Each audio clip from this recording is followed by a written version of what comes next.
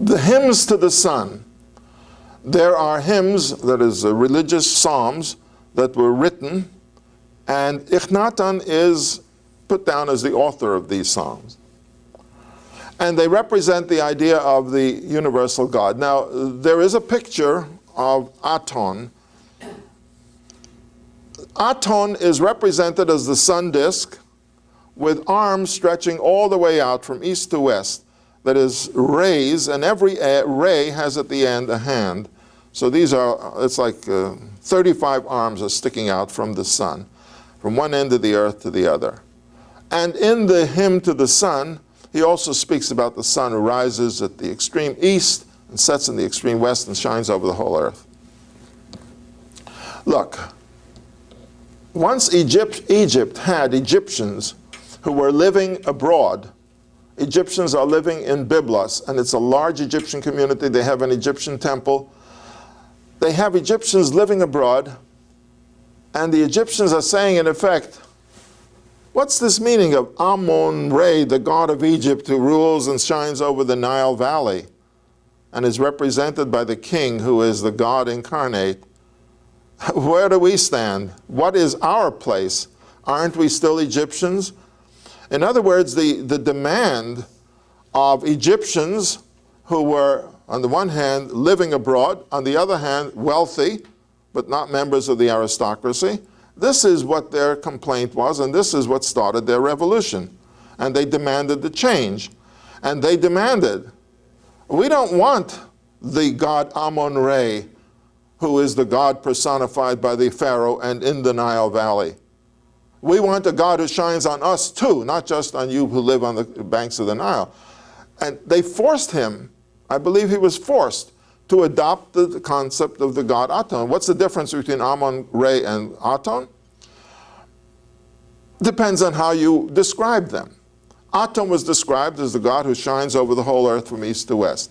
And by the way, the hymn to the sun is interesting because it's very close. It represents several psalms in the book of Psalms in the Bible. Psalm 19 and 104. Very interesting, almost identical descriptions in some of the lines.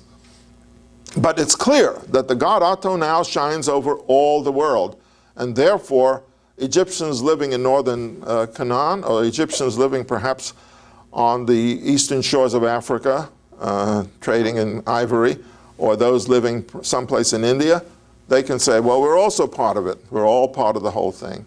And I believe that he was forced into it, and therefore changed his name from Amenhotep to Ikhnaton. That was a change. It was a change from the one who is favorable to Amen to the one who is now favored by the god Aton. It seems that the Aton period, the flourishing of Aton period, the lesser gods were kind of pushed aside. They're not eliminated, but they're pushed aside. But the hymns to the sun are written in such a fashion that you could say it's almost monotheistic. Okay, this, again, a difference in theory. I mean, first of all, I have a lot of conflict with Professor Breasted. Professor Breasted, by the way, wrote this book, The Dawn of Conscience, in which he tried to prove that Ikhnaton was the one who started monotheism and Moses got it from him, and it was all an Egyptian invention. Now, you know, I read that book and I can see the flaws in it. And one of the great flaws is Professor Breasted was still thinking in romantic 19th century concepts. This one man conceives of this idea, and he makes him the hero, basing everything on the Psalms, or the hymns to the sun. Why do I not think that Ikhnaton was the prophetic type?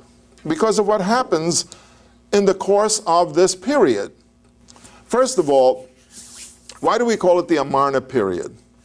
When Ikhnaton founded the city of Ikhnaton, that city existed as the capital of Egypt for 17 years. But he didn't stay there. He left after a while. And that leaving Ikhnaton was a symbol of his abandonment of the ideals of the revolution. The place was abandoned, and abandoned for a long time, and it became essentially ruined because it was abandoned. In 1887, a peasant woman was digging in her garden and plowing the soil with a stick, and she found these clay tablets. In 1887, the peasants down there didn't know what these clay tablets were, until somebody said, you know, up in Cairo, these crazy people who come from England and France, they buy this stuff.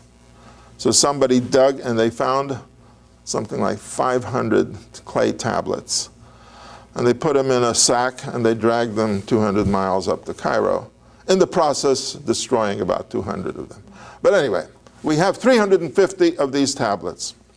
They turn out to be the most important tablets of that period, of this period, which is the reign of Amenhotep III and Amenhotep IV, which would be from about 1420 to 1360. That's the period I give to it, the Amarna age. Now, the place where these tablets were found was called Tel El Amarna, which means the ruin, which is in the territory of the Arab tribe of Amarna. That's all it means. The place was called Tel El Amarna.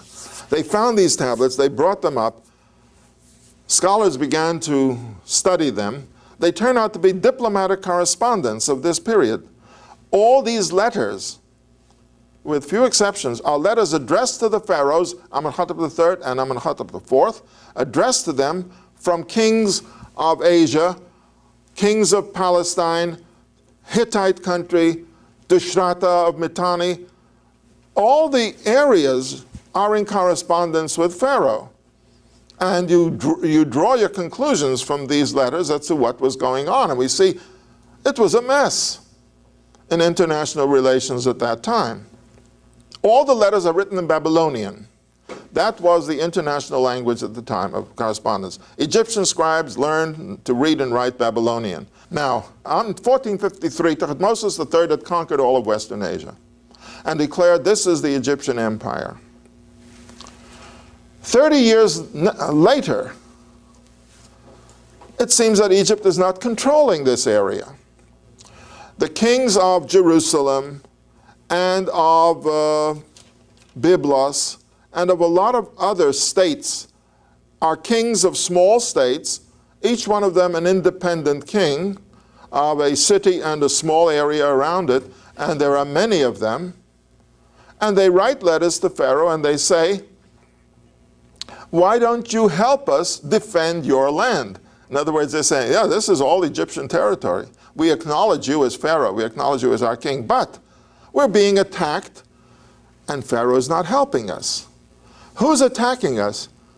A very interesting name appears, the Chabiru.